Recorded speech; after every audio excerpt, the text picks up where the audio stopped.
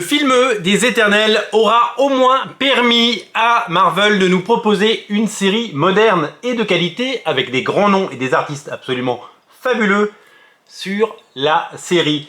Il y a eu plusieurs séries marquantes dans l'histoire des Éternels, évidemment l'histoire originale, la création par Jack Kirby. Il y a eu celle de Neil Gaiman et de John Romita Jr. qui était cultissime, mais la série n'a jamais eu, si vous voulez, cette équipe n'a jamais eu de série régulière sur la durée, ne fait pas partie du panthéon des séries cultes avec des histoires fleuves et avec des périodes fastes sur des dizaines ou centaines d'épisodes avec des grands noms qui ont inscrit à tout jamais leur marque, comme Chris Claremont a pu le faire sur les X-Men par exemple. Et c'est vrai que même si on a peu de séries, on a quand même des séries de qualité.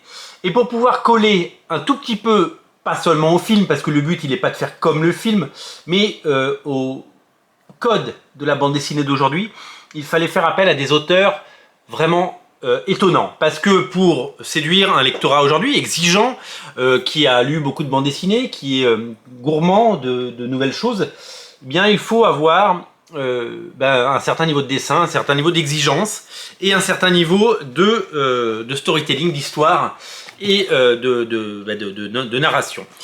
Eh bien, on peut dire qu'avec cette série, Marvel a mis les petits plats dans les grands.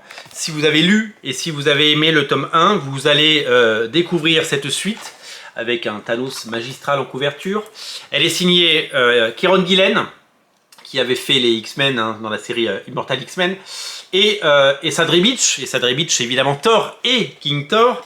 Vous avez peut-être déjà lu l'omnibus consacré à Thor, Dieu du tonnerre, par Esad Ribic, c'est le premier.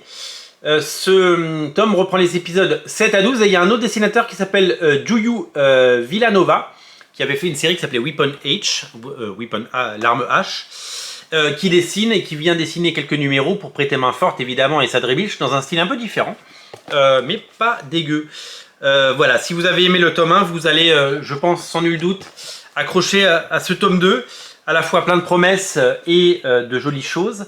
C'est vraiment très joli et j'ai hâte de le découvrir, j'ai hâte de lire la suite de cette saga mettant en scène non seulement des personnages du Marvel Universe, des ennemis connus, mais ces Éternels qu'on a trop peu vus dans les pages de comics et qui méritent cette série régulière de haute tenue et qui nous régale les yeux. C'est disponible bien entendu en boutique au 49 rue La Cépette, c'est disponible en ligne dans le lien dans le descriptif de la vidéo, c'est disponible en click and collect et c'est tout simplement une bande dessinée incontournable que je vous invite de ce pas à découvrir. Les Éternels tome 2, c'est disponible sur originalcomics.fr. Salut!